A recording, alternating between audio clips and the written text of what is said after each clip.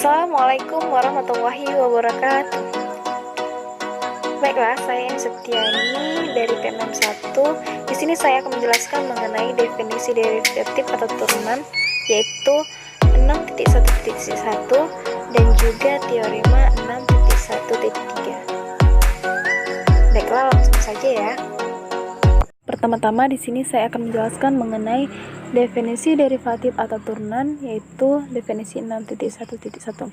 Nah, bunyi definisi itu diberikan interval A, B merupakan himpunan bilangan real. Nah, fungsi f di mana A, B dipetakan ke R dan C merupakan A, B. Nah, bilangan real disebut derivatif fungsi f di titik C jika diberikan sembarangan bilangan epsilon lebih besar 0. Berarti positif, epsilonnya positif, terdapat bilangan deltanya juga positif karena lebih besar dari 0, sehingga untuk setiap x elemen A, B dengan sifat x dikurang c, nilai mutlak x dikurang c lebih besar dari 0 dan lebih kecil dari delta, maka berlaku.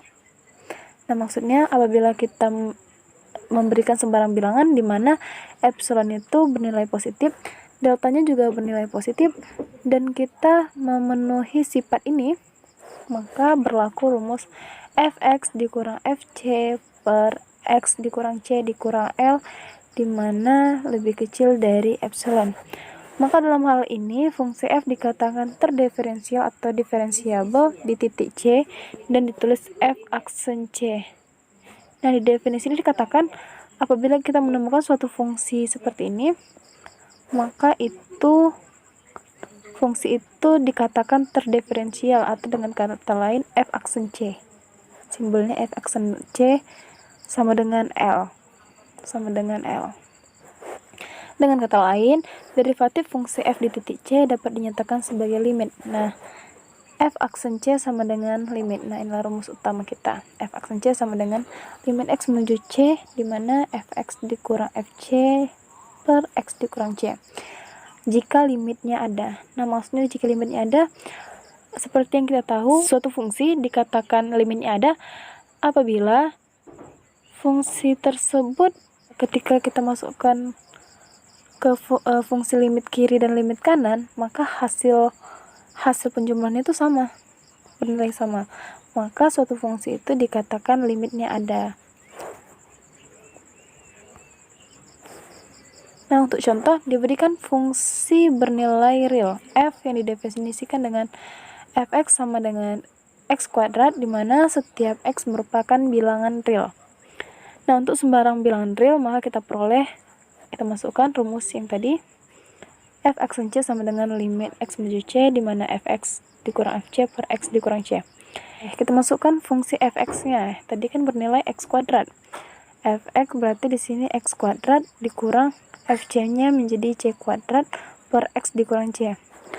Maka kalau kita jabarkan, ini kan menjadi x dikurang c,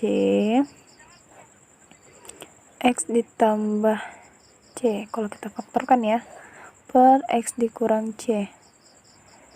Sama-sama x kurang c habis, tinggal sisanya x ditambah c. Ini dia.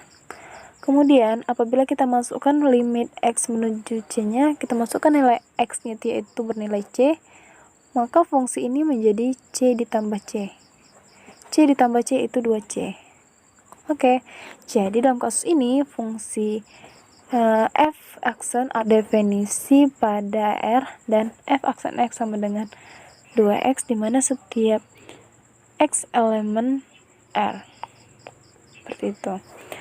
Lanjut, di sini saya akan menjelaskan mengenai teorema 6.1.3. Nah, bunyinya diberikan interval A, B merupakan himpunan bagian dari bilangan real, C merupakan A, B, serta fungsi f di mana A, B dipetakan ke R dan fungsi G, A, B dipetakan ke R, keduanya terdiferensial di titik C. Nah, apabila fungsi FAB-nya ini real, GAB-nya ini juga real, maka terdiferensial di titik C. Yang pertama, untuk setiap alfa elemen real, fungsi alfa f terdiferensial di titik C Dan alpha F aksen C sama dengan alpha dikali F aksen C. Yang kedua, fungsi F ditambah G terdiferensial di titik C, dan F tambah G aksen C sama dengan F aksen C ditambah G aksen C. Yang ketiga, fungsi F kali G terdiferensial di titik C, dan F kali G aksen C sama dengan F aksen C dikali GC ditambah FC dikali G aksen C. Yang D, jika GC tidak sama dengan 0, maka fungsi F per G terdiferensial di titik C, dan F per G aksen C sama dengan F aksen C dikali GC per FC dikali G aksen C per GC kuadrat. Kita buktikan dari teori yang pertama. Di sini kan kita dapat diketahui bahwasanya A, B itu merupakan himpunan bilangan real, C juga merupakan A, B, diketahui fungsi F sama G-nya dipetakan ke R. Nah, apabila hal ini terjadi, maka keduanya terdiferensial di titik C. Kita buktikan teorema A. Misalkan H-nya yaitu alpha dikali F, maka untuk setiap X elemen A, B dengan X tidak sama dengan C diperoleh Hx dikurang Hc per X dikurang C. Kita masukkan yang sesuai dengan definisi. Kemudian Hx, yang kita tahu tadi nilai H itu alpha dikali F, kita masukkan ke sini. Alpha dikali F dikali X dikurang H-nya jadi alpha dikali F dikali C per X dikurang C. Karena ini sudah berbentuk seperti ini, kita langsung masukkan limitnya. Ini juga. Seperti yang kita tahu, bentuk seperti ini merupakan H aksen C. Kemudian A-nya kita keluarkan ke sini. Alpha dikali limit X menuju C Fx dikurang Fc per X dikurang C. Dimana fungsi ini sudah memenuhi, maka alpha dikali F aksen C.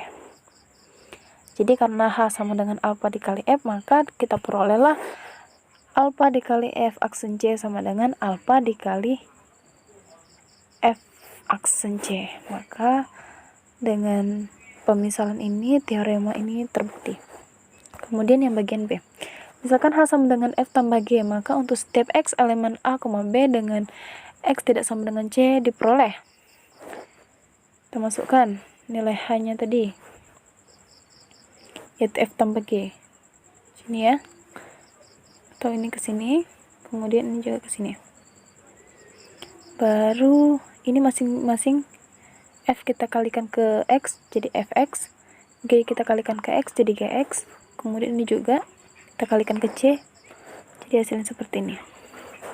Fx dikurang Fc, Gx dikurang Gc. Nah, kita kelompokkan seperti ini agar memudahkan kita, karena Fx dikurang Fc itu kan sesuai sama ini ya, definisi Hx dikurang Hc. Jadi ketika kita pisahkan akan memudahkan kita nanti. Kemudian karena sudah terpisah, maka di sini kita pisahkan lagi.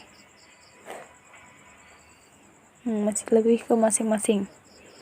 Jadi masing-masing mempunyai penyebut X kurang C. Nah, karena di sini sudah sesuai dengan definisi, maka kita masukkan limitnya. Limit X menuju C, Fx dikurang Fc per X dikurang C, dan tambah limit X menuju C, Gx dikurang Gc per X dikurang C. Maka yang ini tadi kan sudah berhasil menjadi H aksen C.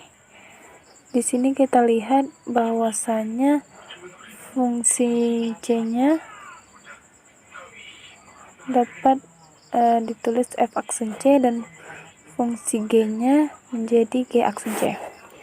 Nah, karena H sama dengan F tambah G, maka diperoleh F tambah G aksen C sama dengan F aksen C ditambah G aksen C. Maka teorema ini terbukti. Dan yang C, misalkan H sama dengan F dikali G, maka untuk setiap X elemen A, B dengan X tidak sama dengan C diperoleh Hx dikurang Hc per X dikurang X dikurang C sama dengan F dikali Gx dikurang F dikali G dikali C per X dikurang C. Berarti nilai H kita masukkan ke sini ya, seperti yang biasanya. Dan juga kita masukkan ke sini, karena itu merupakan nilai H dari rumus yang ini tadi. Kemudian, kita masing-masing kita kalikan ke X-nya. Dan ini masing-masing kita kalikan ke C-nya. Jadi Fx dikali Gx dikurang Fc dikali Gc per X dikurang C. Seperti yang kita tahu, di sini kita masukkan Fc dikali Gc dikurang Fc dikali Gc. Nah, apabila kita jumlahkan, ini kan sama aja hasilnya 0 ya, kayak habis gitu. Jadi kalau kita masukkan ini pun itu sebenarnya nggak berpengaruh ke fungsi yang ini. Hal ini kita lakukan untuk mempermudah kita mendapatkan kelanjutan pembuktian dari H sama dengan F dikali G. Kemudian setelah dari sini kita kelompokkan fungsi Gx sama fungsi Gx, fungsi Fc sama sesama fungsi Fc. Di sini Gx yang ini ya, ini baru ini. Berarti Fx dikurang Fc dikali Gx per X dikurang C, ya kan? Kemudian sesama Fc, ini Fc, ini juga ini Fc. Jadi di sini Fc dikali Gx dikurang Gc per X dikurang C. Nah, sudah kita lihat, ini kita masukkan limitnya.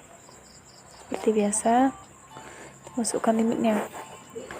Kemudian limit X menuju C, Fx dikurang Fc per X dikurang C dikali Gc. Kita kelompokkan ya, sesuai teorema apa itu saya lupa. Kita kelompokkan. Kemudian ini juga kita pisahkan juga. Baru maka dapatlah hasilnya. Ini menjadi F aksen C, ini GC, karena kalau misalnya nilai X nya kita masukkan C, maka dia jadi GC. Kemudian ini juga kita masukkan nilai X nya sama dengan C, maka menjadi FC. Dan ini adalah fungsi G aksen C. Nah, maka kita perolehlah Fg aksen C sama dengan F aksen C dikali GC ditambah Fc dikali G aksen C. Maka teorema yang ketiga juga terbukti. Kemudian teorema keempat, misalkan H sama dengan F per G dan G tidak sama dengan 0, maka untuk setiap X elemen A, B dengan X tidak sama dengan C, maka diperoleh. Seperti yang tadi, kita masukkan nilai H-nya dari sini ya, F per G. Kita masukkan. Kemudian kita kalikan. Sehingga di sini fungsinya kita kalikan sama Gx dikurang Gc. Gx dikali Gc. Gc di sini. Kenapa dimasukkan seperti ini? Agar per yang di sini tuh hilang. Nah, di sini dia kan sudah tidak ada di bagian sini. Jadi fungsinya ketika kita kalikan dengan Gx dikali Gc, hasilnya jadi Fx dikali Gx dikurang Fc dikali Gc per X dikurang C dikali Gx dikali Gc. Kemudian selanjutnya, ini kan sama fungsinya yang kayak tadi. Yang tadi yang pembuktian di bagian C, apabila kita masukkan ini kan tidak mempengaruhi, karena kalau misalnya ini dikurang ini juga bisa habis gitu kan. Kemudian ketika kita, maaf ya, bukan ini sama ini, tapi ini sama ini maksud saya, karena ternyata ini di sebelah sini. Kemudian kita kelompokkan lagi. Dari sini kita kelompokkan GC ke GC, FC ke FC. Kita keluarkan 1 per Gx dikali GC, karena kita kan memunculkan X kurang C ini agar dapat limitnya nanti. Nah, di sini sudah dapat limitnya karena sudah sesuai, ya kan? Kemudian ini menjadi H aksen C, yang ini menjadi F aksen C, ini tetap GC, ini menjadi FC, ini karena limit GX dikurang GC per X kurang C menjadi G aksen C, dan ini nih tetap kita turunkan.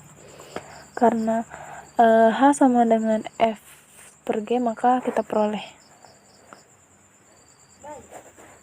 dari sini ya, F aksen C dikali GC dikurang FC dikali G aksen C. GC dikali GC itu GC kuadrat. Nah, dari sini maka terbuktilah teorema yang keempat. Mungkin ini saja yang dapat saya sampaikan. Penjelasan yang saya berikan semoga menambah pengetahuan penonton sekalian. Dan saya ucapkan terima kasih.